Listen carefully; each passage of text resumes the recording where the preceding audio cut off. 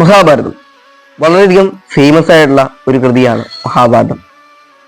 മഹാഭാരതത്തെ ആസ്പദമാക്കി കുറേയധികം പുസ്തകങ്ങൾ വന്നിട്ടുണ്ട്. പക്ഷെ അതിൽ എനിക്ക് ഡിഫറെന്റ് ആയി തോന്നിയിട്ടുള്ളത് ദുര്യോധനൻ കൗരവംശത്തിന്റെ ഇതിഹാസം എന്നുള്ള ഈ പുസ്തകമാണ്. ഞാൻ ഇതുവരെ വായിച്ചതിൽ വെച്ചിട്ട് എനിക്ക് ഏറ്റവും ഇഷ്ടപ്പെട്ട പുസ്തകം. ആനന്ദ് നീലകണ്ഠൻ എഴുതിയ അത്ഭുതം.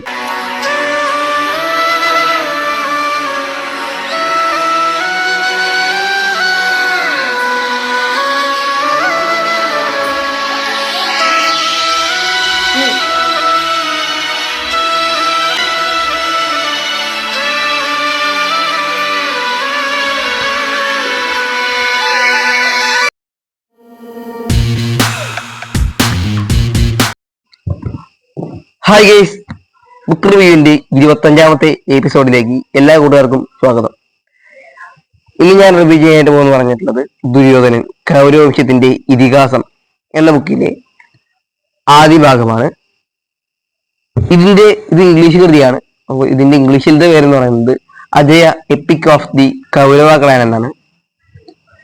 അപ്പോ നിങ്ങൾ ഇൻട്രോ കേട്ടിട്ടുണ്ടാവും. അപ്പോ ഇൻട്രോ കേട്ടമായി തന്നെ ഇത് ദുര്യോധനന്റെ പക്ഷത്തിൽ നിന്നുകൊണ്ടുള്ള മഹാഭാരതമാണ്. നമ്മളെപ്പോഴും പാണ്ഡവരെ ബേസ് ചെയ്തിട്ടുള്ള മഹാഭാരതമാണ് കേട്ടിട്ടുള്ളത്. പക്ഷേ നമുക്കൊന്ന് മാറി ചിന്തിക്കാൻ തോന്നിപ്പിക്കുന്ന, അല്ലെങ്കിൽ ദുര്യോധനൻ എന്ന കഥാപാത്രത്തിന്റെ ഭാഗത്തും ശരികളുണ്ട് എന്ന് നമുക്ക് തോന്നിപ്പിക്കുന്ന ഒരു പുസ്തകമാണ് ആനന്ദ് നീലകണ്ഠന്റെ ഈ ഒരു Ajaya epic of the Kaurava എന്ന് പറയുന്ന മലയാളത്തിൽ ദുര്യോധനൻ എന്നറിയപ്പെടുന്ന ഈ പുസ്തകം. ഇത് മലയാളത്തിലേക്ക് വിവർത്തനം ചെയ്തിട്ടുള്ളത് ശ്രീകുമാരി രാമചന്ദ്രൻ എന്ന മറ്റൊരു ഓതറാണ്. ഇതാണ് നീലകണ്ഠൻ മലയാളിയാണ് മറ്റൊരു കാര്യം. അപ്പോ ഇത് പബ്ലിഷ് ചെയ്തിട്ടുള്ളത്, ഇത് മലയാളത്തിൽ പബ്ലിഷ് ചെയ്തിട്ടുള്ളത് മാതൃഭൂമി ബുക്സ് ആണ്. അപ്പൊ ഇതില് ദുര്യോധനന്റെ പക്ഷത്തിൽ നിന്നുകൊണ്ട് മാത്രമല്ല ഈ ഒരു പുസ്തകം പോകുന്നത് എന്ന് തന്നെ പറയാം. അപ്പോ ദുര്യോധനാണ് ഇതിലൊരു കേന്ദ്ര കഥാപാത്രമെങ്കിൽ പോലും കർണൻ, അതുപോലെ തന്നെ ഏകലവ്യൻ, അതുപോലെ തന്നെ കുറേയധികം കഥാപാത്രങ്ങൾ ഇപ്പൊ കൗരവരുടെ പക്ഷത്തു നിന്ന് യുദ്ധം ചെയ്തിട്ടുള്ള, അല്ലെങ്കിൽ ഒരേ ചിന്താഗതിയുള്ള, അല്ലെങ്കിൽ കൗരവരുടെ കൂട്ടുകാരായുള്ള അശ്വത്ഥാമാവ് പോലെയുള്ള ആളുകളും, അതുപോലെ തന്നെ ദുശാസനം പോലെയുള്ള ബാക്കിയുള്ള കഥാപാത്രങ്ങൾക്കൊക്കെ നല്ല ഇമ്പോർട്ടൻസ് കൊടുത്തിട്ടും, അതുപോലെ തന്നെ അവർക്ക് എന്താണ് പറയാനുള്ളതെന്നും മനസ്സിലാക്കിയിട്ട് അല്ലെങ്കിൽ പഠിച്ചിട്ട് കൂടിയാണ് ഈ പുസ്തകം എഴുതിയിട്ടുള്ളതെന്ന് തന്നെ പറയാം. അതുകൊണ്ട് തന്നെ ഇതൊരു സിനിമയാവുകയാണെങ്കിൽ ഇന്ത്യൻ സിനിമയിലെ ഒരു ക്ലാസിക്കുകളിൽ ഒന്നാവും തന്നെ പറയാം. അല്ലെങ്കിൽ ഇന്ത്യൻ സിനിമയുടെ റേഞ്ച് എന്താണെന്ന് നമുക്ക് പുറമേയുള്ള ഇൻഡസ്ട്രികൾക്കൊക്കെ കാണിച്ചു കൊടുക്കാൻ പറ്റിയ ഒരു പുസ്തകം തന്നെയാണെന്ന് തന്നെ പറയാം. അതൊക്കെ അവിടെ നിൽക്കട്ടെ. ഈ ഒരു പുസ്തകത്തെ പറ്റിയിട്ട് പറയുകയാണെങ്കിൽ, ഞാൻ എൻ്റെ ജീവിതത്തിൽ ഇന്നേ വരെ ഒരു പുസ്തകം വായിച്ചിട്ടും ഇത്രയ്ക്ക് രോമാഞ്ചം കൊണ്ടിട്ടില്ല, അല്ലെങ്കിൽ ഒരു സീൻ വായിച്ചിട്ട് ഇത്രയ്ക്ക് ഹരം കൊണ്ടിട്ടില്ല, ഇത്രയ്ക്ക് ഒരു ത്രില്ല് തോന്നിയിട്ടില്ല. പക്ഷെ ഇതിലെ ചില സീനുകളൊക്കെ വായിക്കുമ്പോൾ നമുക്ക് കിട്ടുന്ന സാറ്റിസ്ഫിക്കേഷൻ എന്ന് പറയുന്നത്, നമ്മുടെ ഉള്ളിൽ നിന്നൊരു എനർജി വന്ന് നമ്മളെ കയ്യടിക്ക എന്ന് പറഞ്ഞിട്ടുള്ള ഒരു സംഭവത്തില്ല. അതൊക്കെ നമുക്ക് തോന്നിപ്പിക്കുന്ന ചില സീനുകളിലൊക്കെ, അല്ലെങ്കിൽ ചില രംഗങ്ങളൊക്കെ ഞാൻ ഈ പുസ്തകത്തിൽ വായിക്കുമ്പോൾ ഒരു അധ്യായം ഉണ്ട്. ഒരു വിചാരണ എന്ന് പറയുന്ന, നമ്മുടെ ദുര്യോധനാണ് ഭീമനെ കൊന്നത് എന്ന് പറഞ്ഞിട്ട് അതിനെ പറ്റിയുള്ള വിചാരണ ആയിട്ടുള്ള ഒരു ഭാഗങ്ങളൊക്കെ ഉണ്ട്. അതില് ഭീഷ്മരും പിന്നെ ധൗമ്യനും എന്ന് പറഞ്ഞിട്ടുള്ള എനിക്ക് ഈ കഥയിൽ തീരെ ഇഷ്ടപ്പെടാത്ത ഒരു കഥാപാത്രം. എനിക്ക് തന്നെ മിക്ക ആൾക്കാരെ ബുക്ക് വായിച്ചിട്ടുണ്ടെങ്കിൽ അവർക്ക് ഒന്നും തീരെ ഇഷ്ടപ്പെടാൻ സാധ്യതയില്ലാത്ത ഒരു കഥാപാത്രമായിരിക്കും ധൗമ്യം എന്ന് പറയുന്നത്.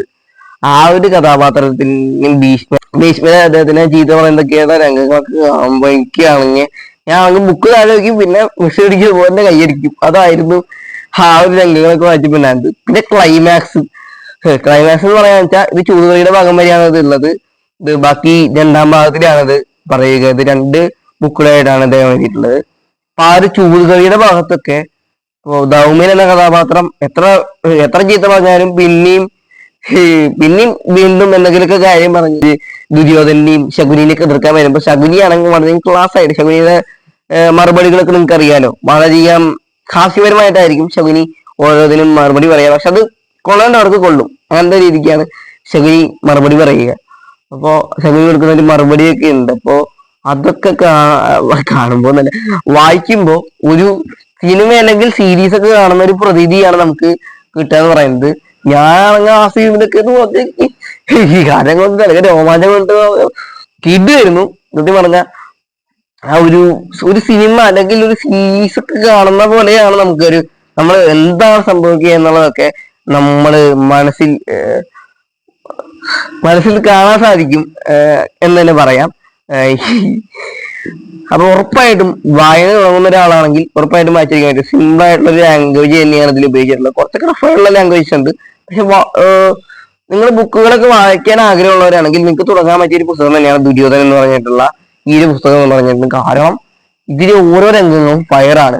അതായത് തുടക്കം മുതൽ അവസാനം വരെ ഒരേ ലെവലിൽ ഒരേ ട്രാക്കിൽ ഒരു ഓരോ കഥാപാത്രത്തിൽ നിന്ന് ഓരോ ഇമോഷൻസ് വെച്ചുകൊണ്ട് വളരെയധികം ഇൻഡെപ്തായി മഹാഭാരതത്തെ പറ്റിയിട്ടും അതുപോലെ തന്നെ കൗരവരെ പറ്റിയിട്ടും ആ കൗരവ ക്ലാനിനെ പറ്റിയിട്ടും അവരുടെ ഭാഗത്തുള്ള തെറ്റുകളിനെ പറ്റിയിട്ടും ശരികളിനെ പറ്റിയിട്ടും ഒക്കെ വളരെയധികം ഡീറ്റെയിൽഡ് ആയി അതും ഒരു നോവലിന്റെ ആ ഒരു ചട്ടക്കൂടിൽ തന്നെ നിന്നുകൊണ്ട് പറയുന്ന ഒരു പുസ്തകമാണിതെന്ന് പറയുന്നത്. ഇതിന് പുറമേ ആയിട്ട് അല്ലെങ്കിൽ ഈ ഒരു പുസ്തകത്തിന്റെ ഉള്ളിൽ വളരെയധികം ശക്തമായ ഒരു പൊളിറ്റിക്സ് തന്നെ ഇദ്ദേഹം സംസാരിക്കുന്നുണ്ട് എന്ന് തന്നെ പറയാം. അതായത് കുറെ കാര്യങ്ങളൊക്കെ ഇദ്ദേഹം അവസാനമാകുമ്പോൾ അല്ലെങ്കിൽ ഒരു മിഡിലൊക്കെ എത്തുമ്പോൾ ഇദ്ദേഹം ചേർക്കുന്നുണ്ട്, അല്ലെങ്കിൽ ചില ഡയലോഗ്സ് ഒക്കെ ഉണ്ട്. അതെന്നൊക്കെ പറഞ്ഞാൽ ഇദ്ദേഹം എങ്ങനെയാണ് ഇത് എഴുതിയത് എന്ന് തോന്നുന്ന തരത്തിലുള്ള നമ്മൾ തന്നെ ഞെട്ടിപ്പോകുന്ന തരത്തിലുള്ള ചില രംഗങ്ങളും ഡയലോഗ്സും വാക്പ്രയോഗങ്ങളും ഒക്കെയാണ് ഇദ്ദേഹം ഉപയോഗിച്ചിട്ടുള്ളത് പറഞ്ഞിട്ടുള്ളത്. ശരിക്കും പറഞ്ഞാൽ ഇത് ആ ഒരു പഴയ ഒരു കാലഘട്ടത്തിൽ നിന്നുകൊണ്ട് തന്നെ ഈ പുതിയ ഒരു കാലഘട്ടവുമായി നമ്മൾക്ക് ഒരു പൊളിറ്റിക്സും ഒക്കെ ആയി കണക്ട് ചെയ്യാൻ സാധിപ്പിക്കുന്ന കുറേയധികം ഡീറ്റെയിലിങ്സ് വെച്ചിട്ടുള്ള കുറേയധികം ഹിഡൻ ഡീറ്റെയിൽസ് വെച്ചിട്ടാണ് ഇദ്ദേഹം അത് എഴുതിയിട്ടുള്ളത്. മാത്രമല്ല ഒരു വില്ലൻ കഥാപാത്രത്തെ കേന്ദ്ര കഥാപാത്രമാക്കിയിട്ടുണ്ട്. ഇപ്പോ അങ്ങനെ കുറച്ച് കൃതികളൊക്കെ വന്നിട്ടുണ്ട്. പക്ഷെ എന്നിരുന്നാൽ പോലും ഒരു വില്ലൻ കഥാപാത്രം എന്ന് എല്ലാവരും കരുതുന്ന ദുര്യോധനെ വെച്ചുകൊണ്ട് ഒരു പുസ്തകം എഴുതി അത് വിജയിപ്പിച്ച് നമ്മളെ ഹരം കൊള്ളിച്ച് നമ്മളെ പിടിച്ചിരുത്തുക എന്ന് പറഞ്ഞാൽ അത് ചില്ലറ കാര്യമില്ല. അതും ഈ ഒരു ബുക്കില് 560 പേജസ് ഉണ്ട്. ആ ഒരു പേജസ് മൊത്തം അടുത്ത പേജ് മറയ്ക്കാൻ വേണ്ടിയിട്ട് വായനക്കാരനെ പ്രേരിപ്പിക്കുക എന്ന് പറഞ്ഞാൽ അതും ചില്ലറ കാര്യമല്ല. അപ്പൊ വളരെ അടിപൊളിയായിട്ട് ഇദ്ദേഹം ഇത് ആവിഷ്കരിക്കാൻ വേണ്ടിയിട്ട് സഹായിച്ചിട്ടുണ്ട്. ഇതിന്റെ 27 അധ്യായങ്ങളാണ് ഇതിലുള്ളത്. ഇതില് ആമുഖം, കഥാപാത്ര പരിചയം, അതുപോലെ തന്നെ ഉപക്രമം, ഇതൊക്കെ ഞാൻ വായിച്ചിട്ടുണ്ടായിരുന്നു. ഇത് ആമുഖം ഉറപ്പായിട്ടും വായിച്ചിരിക്കണം. അതുപോലെ തന്നെ കഥാപാത്ര പരിചയം വായിച്ചില്ലെങ്കിലും ഉപക്രമവും ആമുഖവും ഉറപ്പായിട്ടും വായിച്ചിരിക്കണം. ആമുഖത്തിൽ ദുര്യോധനൻ എന്ന ഈ ഒരു ബുക്ക് ഇദ്ദേഹം എന്തിനാണ് എഴുതിയത് അല്ലെങ്കിൽ എന്താണ് ഇത് എഴുതാൻ ഇടയായ സാഹചര്യം എന്നതിനെ പറ്റി വ്യക്തമായി തന്നെ വളരെയധികം സ്പഷ്ടമായി തന്നെ പറയുന്നുണ്ടെന്ന് തന്നെ പറയാം. ഉപക്രമത്തിൽ അഥവാ ആ ഒരു ഫ്ലാഷ് ബാക്ക് സീക്വൻസിൽ പറയുന്നതെന്ന് പറഞ്ഞിട്ടുള്ളത് ശകുനി എങ്ങനെ ഒരു വില്ലനായി മാറി എന്നുള്ളതാണ് പറയുന്നത്. നമ്മളിപ്പോൾ കേട്ടിട്ടുണ്ടാവും villains are not born, they are made എന്ന് പറഞ്ഞിട്ട് നമ്മൾ ഷോർട്സിലൊക്കെ ആയിരിക്കും ആ ഒരു വാചകം കേട്ടിട്ടുണ്ടാവുക. അപ്പോൾ അതിനോട് ഏറ്റവും കൂടുതൽ കണക്ട് ചെയ്യാൻ പറ്റുന്നൊരു സീക്വൻസുകളാണ് ആ ഒരു ശകുനിയുടെ ഫ്ലാഷ് ബാക്ക് സീക്വൻസ് എന്ന് പറഞ്ഞിട്ടുള്ളത്. വളരെയധികം അടിപൊളിയായിട്ട് വളരെയധികം മികച്ച രീതിക്കും തന്നെ ആനന്ദ് നീലകണ്ഠന് ഈ ഒരു ആ ഒരു ഫ്ലാഷ് ബാക്ക് സീക്വൻസ് അവതരിപ്പിക്കാൻ വേണ്ടിയിട്ട് സാധിച്ചിട്ടുണ്ട്. മാത്രമല്ല ആ ഒരു ഫ്ലാഷ് ബാക്ക് സീക്വൻസ് വായിക്കുമ്പോൾ തന്നെ നമ്മൾ ആ കഥയിലോട്ട് പൂർണ്ണമായിട്ടും അറ്റാച്ച്ഡ് ആവും തന്നെ പറയാം. അപ്പോൾ ഈ ഒരു പുസ്തകത്തെ ഇത് ഒറ്റ വാക്കിൽ പറയുകയാണെങ്കിൽ അടിപൊളിയാണ്, ഉറപ്പായിട്ടും വായിച്ചോ. ഇതാണ് ഗൈസ് എനിക്ക് ഈ പുസ്തകത്തെ പറ്റിയിട്ട് പറയാനുള്ളത്.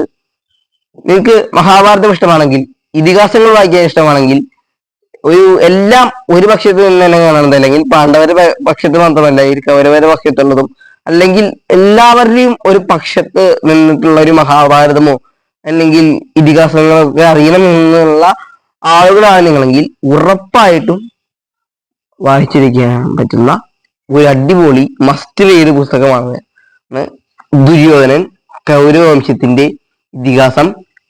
ഈ പുസ്തകത്തിന് ഞാൻ കൊടുക്കുന്ന റേറ്റിംഗ് എന്ന് പറയുന്നത് 9.5 ഔട്ട് ഓഫ് 10 ആണ്.